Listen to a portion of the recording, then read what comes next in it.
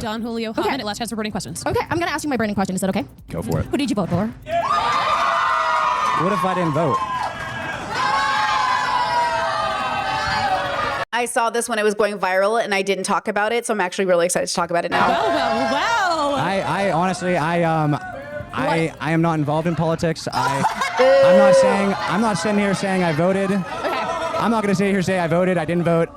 I'm sorry, but that is not a big thing in my life, and Well, that is nothing against you. And No, what you I don't think that's against me at all. But And if that's something you're passionate about or feel a certain way. I'm not passionate about politics. I'm passionate about having rights. Ooh, I love that. I'm not passionate about politics. I'm passionate about rights. That's why I don't like politics, because people who love politics, they don't care about rights. They care about winning. Like, I'm not interested in politics. I'm interested in rights, So I'm a person of color from an immigrant family. Like, I'm a first-gen immigrant, so somebody who is my partner, I would like to have that conversation. I am open to starting that conversation. Your path doesn't define you. I thought we had a good time. I definitely am a little concerned that you didn't vote, though. After hearing that, I was a little I concerned. may have just said that. I was a little concerned. I was like, this was a big one. I voted. You voted. Oh, so he lied. You did vote. Yes, but I don't make that. It's not a part of me. So you lied. I didn't lie. I did say to her, I said, You're a liar. no. I did vote, but I just... I mean, again, this is not a big part of my life. Like, I understand if it's Oh big for my you. God. Man, he is really on the hot seat right now. Like, this is what I'm saying. Look at this man and tell me it's like, you're not getting the ick right now. I'm not, yeah. I get that. Can we ask who you voted for? I mean, I just feel like that's a little personal, That's fair. If you want to keep it to yourself, that's No, your yeah, problem. I am, and but no, it's not a big part of me. I don't feel like wasting my time and energy in something that I can. So you see how he's got the bracelets and the tattoos and the necklaces and the nose ring? He's like one of those guys that in the millennial, like when I was a kid, you would have seen as like a liberal and more open-minded. I mean, he's got a nose piercing. He must be really open-minded. But now it doesn't mean anything. Like, the symbolism doesn't exactly mean what you think. Oh, but he does have the temple beanie, as chat points out. Great observation, chat. So it's like, I look at him now and I'm like, you're a Trump voter, bro. Not can control, so Okay. I just don't go there.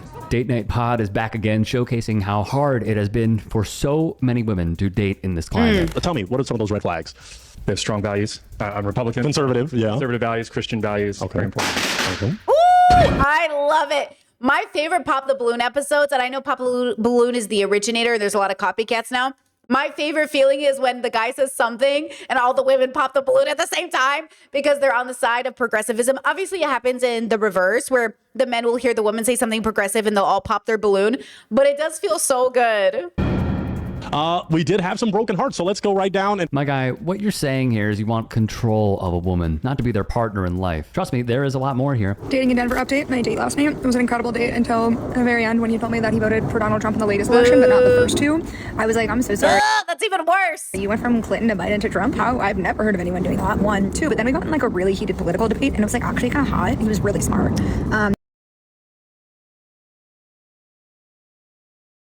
Was it that hot, girl, or was it just toxic? But like saying he was really smart and voted for Donald Trump in the same sentence was just kind of weird. So I told him that he can write me a 2-page essay by Friday afternoon on why I should go on a second date with him despite Or you could just never talk to him again, girl. What? all of those things, then I would consider it. See, the fact that she was even open to considering it, she's toxic as fuck, bro. If you are dating someone and they voted for Trump, what are you doing? I've seen so many posts on my Instagram or on TikTok being going to vote to cancel out my boyfriend's vote, and it's Yeah, baby what the girl, fuck? dump him. I don't know if you say this, dump him. What are you doing? What do you mean? You're with a man that voted against your own rights, running it all. Dump him. Baby girl, dump him.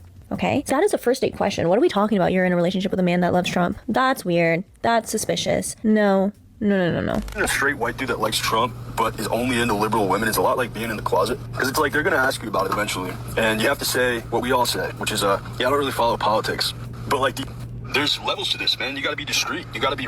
What he's basically saying is you gotta lie, and you gotta be so good at lying that it becomes second nature. And the reason why I tell people this, right? It's so. Listen to me when I say I felt so liberated marrying somebody who's so open and opinionated about their political beliefs and like whose family like mirrors that, because I grew up in a conservative bubble where everyone's very open about their political beliefs. Like if my siblings vote a certain way, they're loud and proud about it. They're obnoxiously loud and proud about it.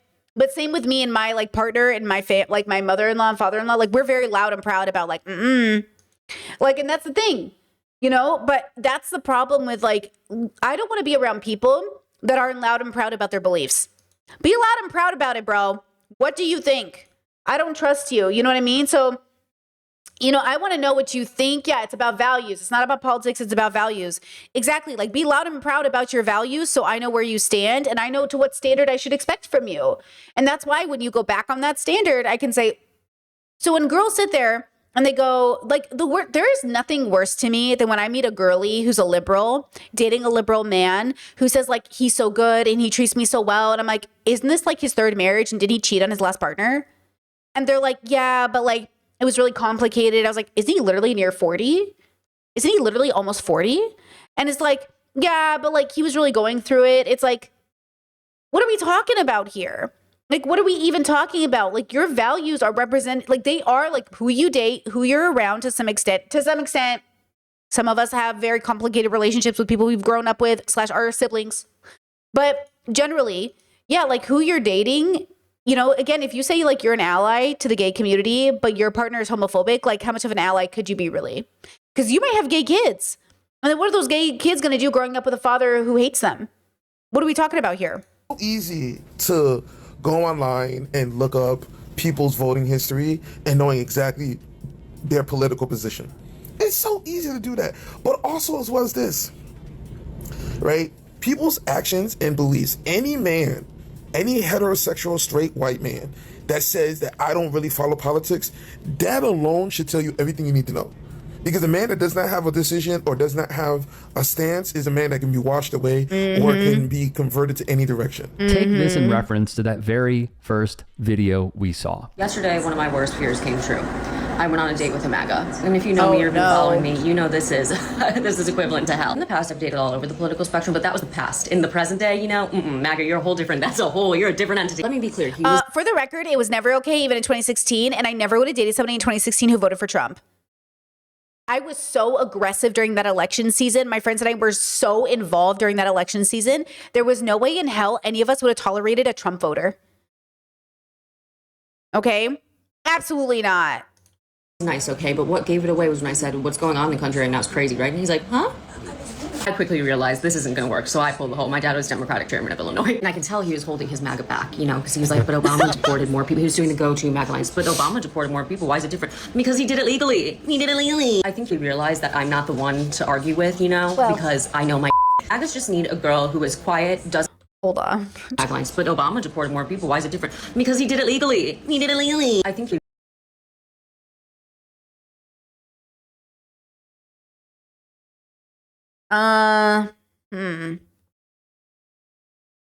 You know, girl, I feel like that needs to be, we need to talk about that, but we're not going to do it today. Realize that I'm not the one to argue with, you know, because I know my MAGAs just need a girl who is quiet, doesn't have a personality, and just sits there. That's what those are their girls. Yeah, I'm a little traumatized from this experience, so please keep me in your thoughts and prayers, because this has never happened before. Ooh. And it's not just you know, it's weird watching liberal women be icked out by MAGA men, but then they say something and I'm icked out by them. I'm like, oh, wait. Like, wait. This is what I'm saying. Like, this is what is a struggle right now with some of my friends and I, like where I'm looking at them and I get it because I was this friend. Like, this is what's so weird is when your friends who were more liberal than you were or more like progressive than you were when I was more conservative, I've surpassed them. And now I'm like, hey, girl, we got to go together. Let's go. Because, you know, I did still grow up Republican, which means I did still become a liberal, which means I did still, you know, I still have to deconstruct a lot of my, you know, growing up Republican stuff. But it's weird when like I'm like so in it and then my friends are like staying behind because they feel like they were born into the right bubble. When you're born into a liberal bubble, you think that's it. You think you're already on the right side of history. And I'm like, no, you have to keep going. And they don't keep going. So I have to have like these conversations with my liberal friends. Like, you got to keep going. Like, because at the time when we were growing up, you know, in the 90s and 2000s, it really felt like there was nothing more than being liberal, you know? Ugh. the daughters of those in politics. He's a 10, but he voted for Donald Trump. Automatic 0, automatically. How come? It's not what my morals and my rights and my opinions in this life stand morals. for. Yeah, the fact that we have a, like, actual... as our president of the United States of America, the best country in the world, is really embarrassing. Sets a standard that you can get away with and you can still be quite literally the most powerful man. So You're not standing with Trump? no, sir. And I'm super proud to say Thank I'm you. not. Yeah. No, thank you. He doesn't stand for. Okay, we're gonna miss the bus, but Well, that guy kind of sucks, doesn't he? And guess what? He's not alone. Politics, right? Yeah. Who'd you vote for? Yes. Is it the man in charge? Maybe. That's not a yes or no. I did. Yeah. Oh. I did. Wait a second. Charge? Maybe. Does she have a nose ring? You know how progressives always, or conservatives are always like, if the girl has a nose ring, you know who she voted for? Well, apparently not. But maybe with that hair color. But she has a nose ring. See, we can't trust nose rings anymore. That's not a yes or no. I did. Yeah. I did. I will be very honest with you. I absolutely did. Because yes, some of the baddies out there are in support of a dude who seems highly likely to be in the Epstein files. On this one, Let's go ahead and ask your first question. Okay, pause. I'm going to say something, but I think the baddie to conservative pipeline is real and loud and more aggressive. One of the reasons I'm not a big fan of baddie culture is because I think it's patriarchal, and I actually think a lot of those people are conservative.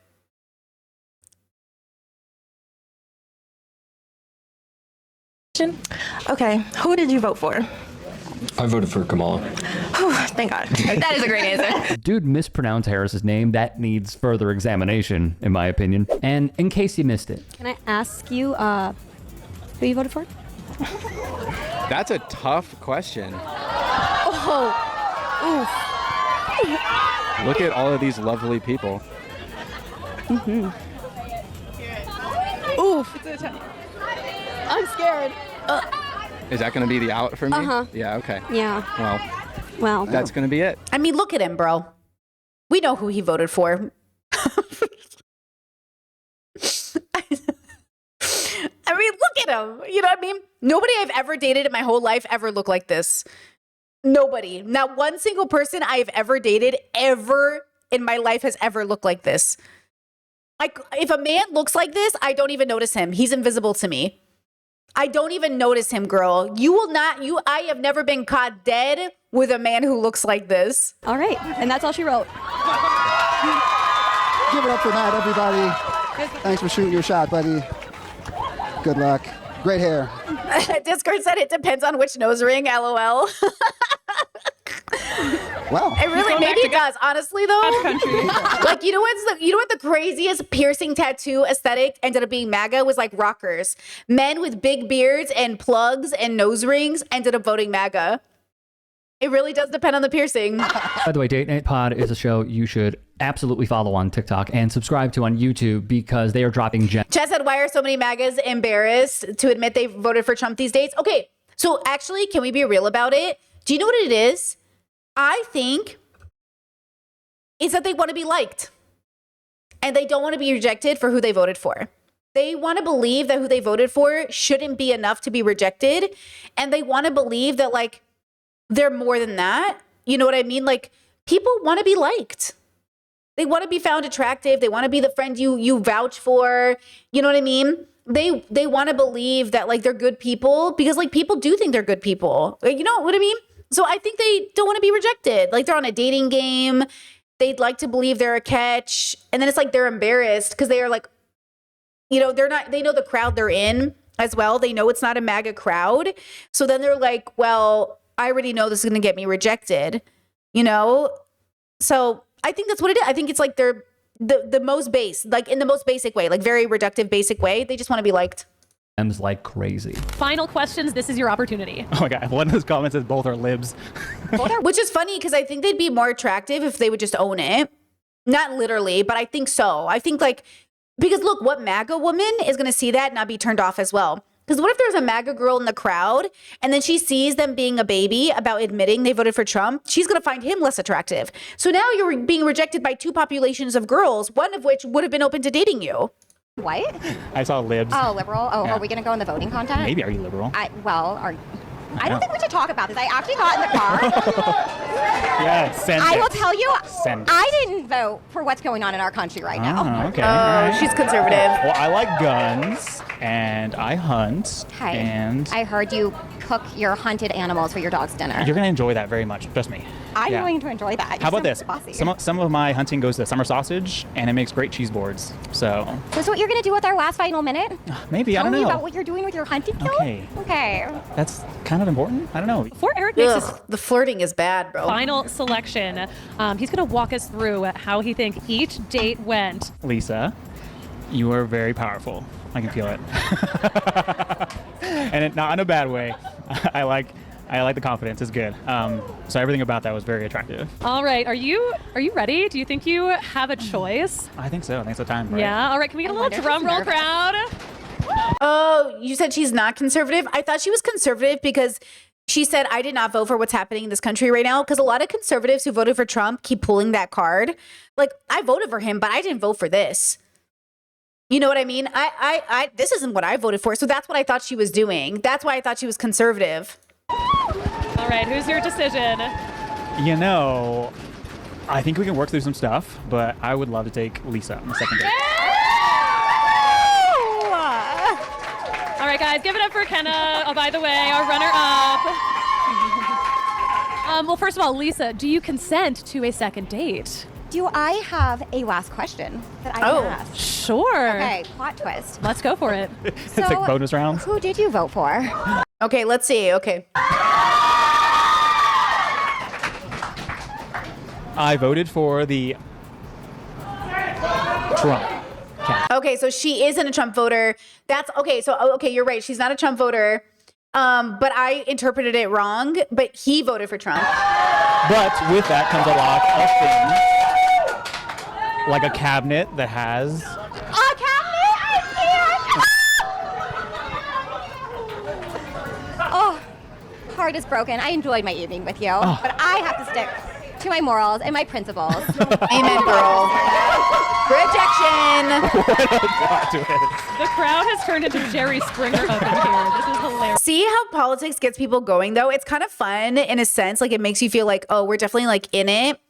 Hi, Lakara. Welcome to memberships. Dobry dan. I think it's nice. Like, that people are so into, like, who do you vote for? Who do you vote for? But the fact that they know it's like contentious is the point.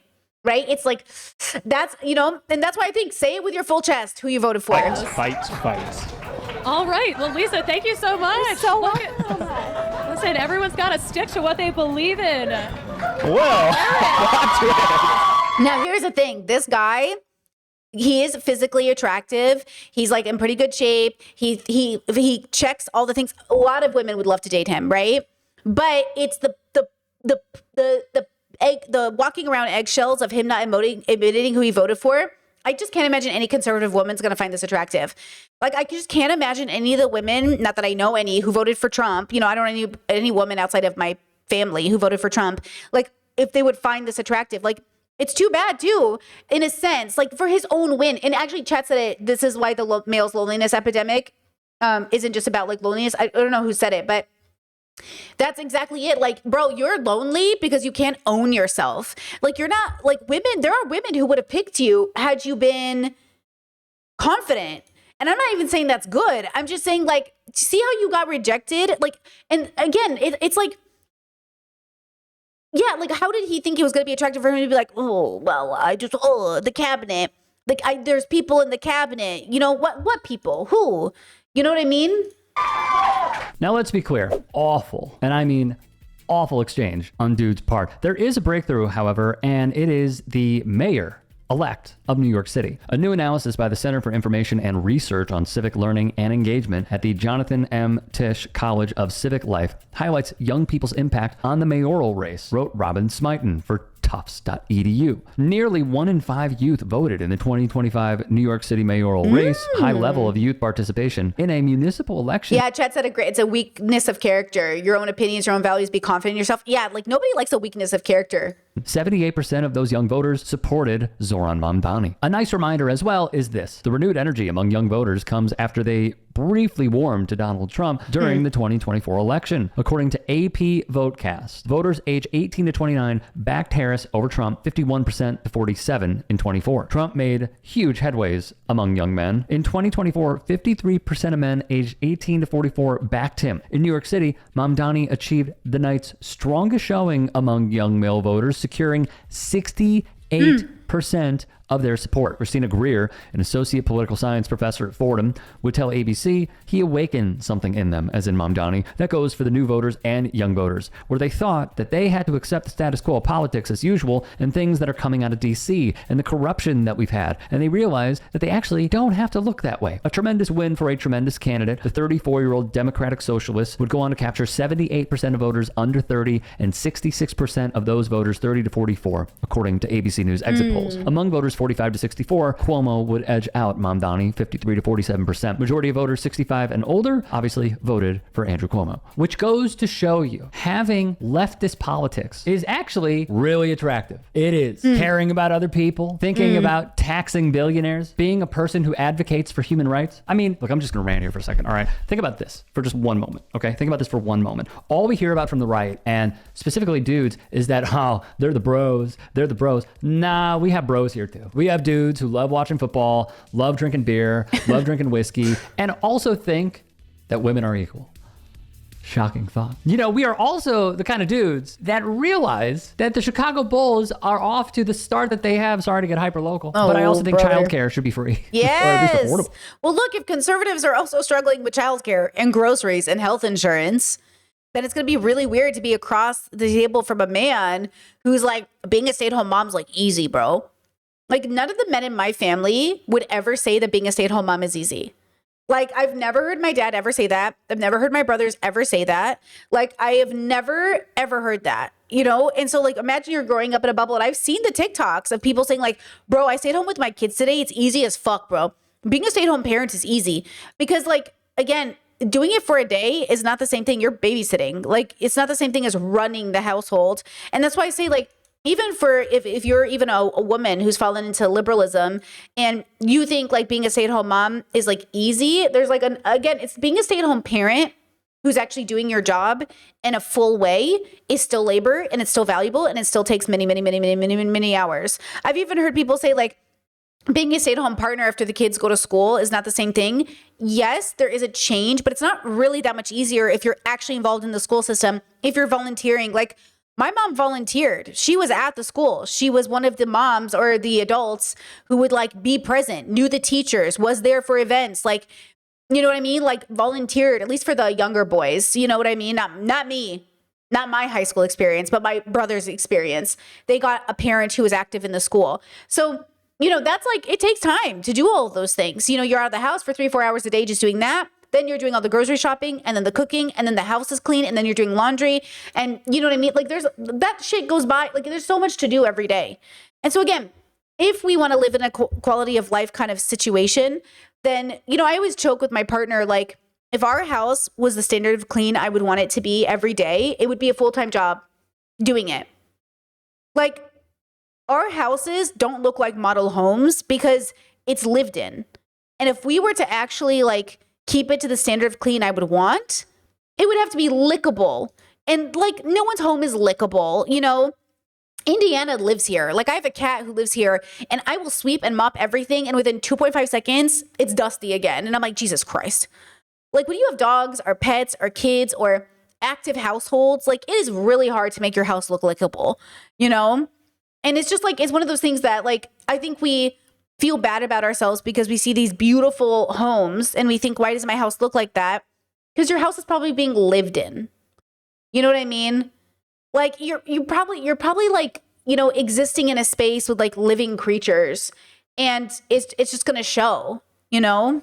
You know, there's some over here that follow the roller coaster that is Arch Manning this season, but we also believe that the G side should stop. You want definitely. a really great visual? Look at Jamal Bowman and Haas on the Drop Site News live stream when Zoran Mamdani won. They're talking about out bench pressing each other, man. When I'm scrolling on TikTok and I see all of these dudes who are leftists, because I advocate going to the gym 4 times a week because quite frankly, this job gets me down like crazy. Sure. I would swear to paint a better picture, but it just gets me down. That's the only thing, along with a few others, that is keeping me level-headed. And the right has turned gym culture, rather transformed it into like a Nick Fuentes dream, wet dream rather, when it's really not like that at all. You don't have to be like this crazy MAGA steroid freak to enjoy going to the gym. And I love seeing leftist dudes talking about how The gym does not belong to the right. It doesn't belong to the Joey Swolls. So like as I'm seeing this, I also think, oh,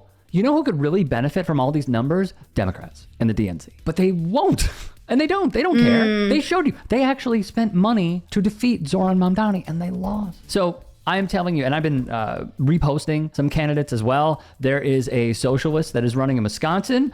There are a few socialists that are running across the country. One is hoping to unseat Richie Torres. That would be amazing. You want to reach young men, Democrats? Follow this playbook or else, I mean, keep doing what you're doing and losing elections.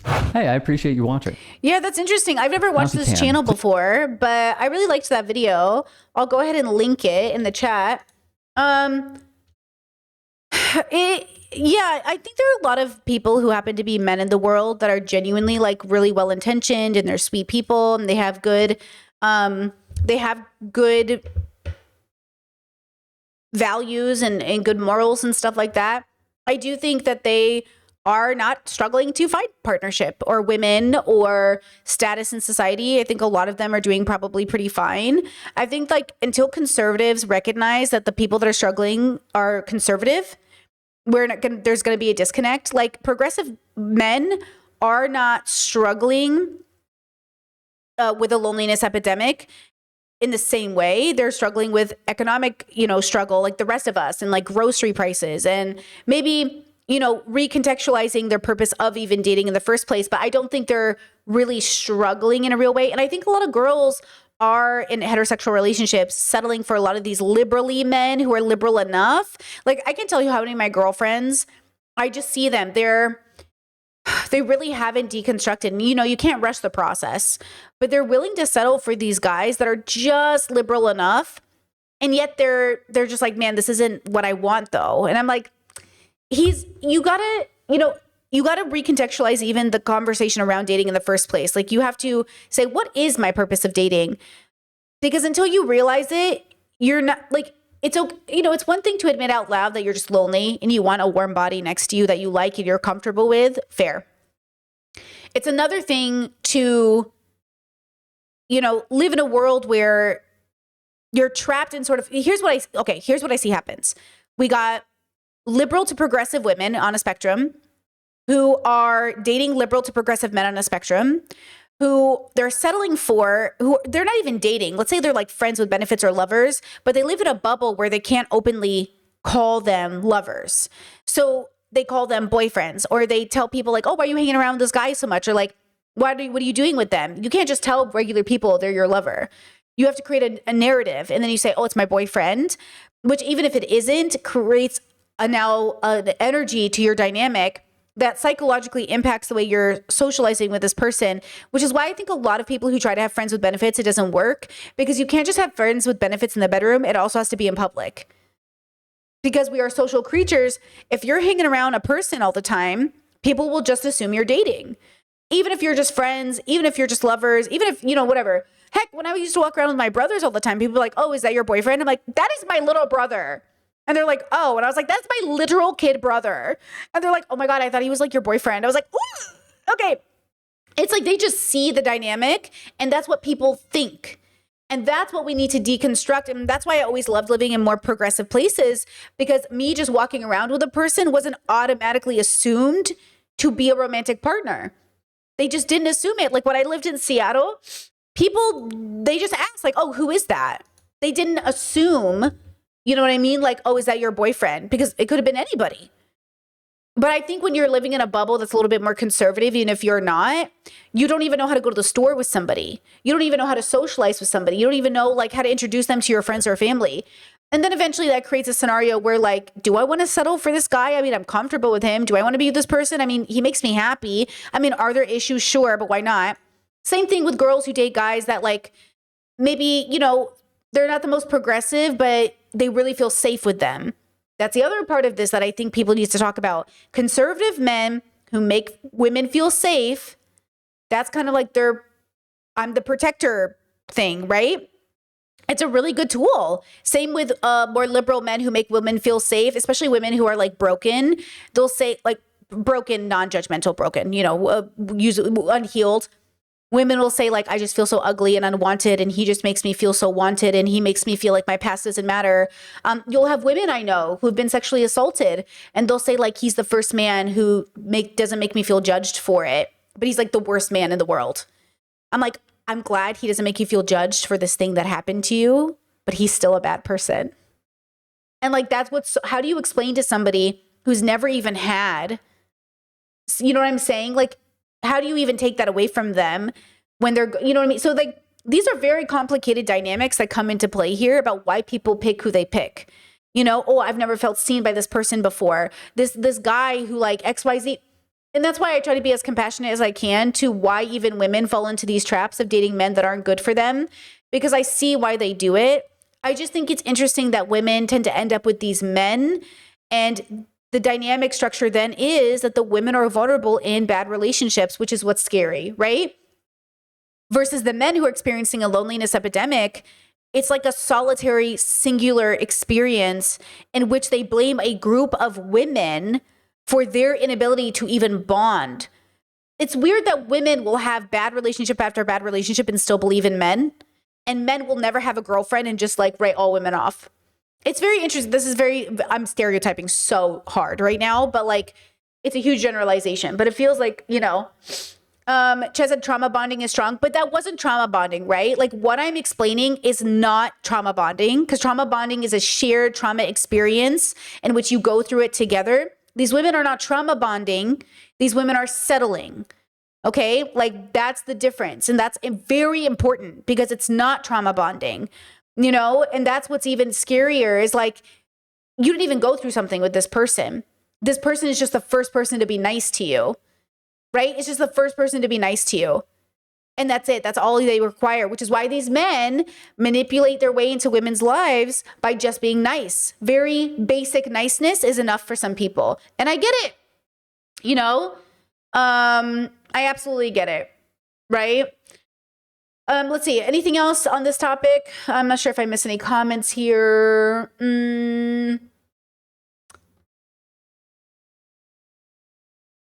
Let's see. Oh, you said, is your cleanliness standard a West Asian or autistic thing? I think it's probably more autistic. Though West Asian households are very beautiful and often very, very clean and very, very nice. And, you know, they're usually very beautiful. Maybe a combination of both then. Yeah, probably a combination of both.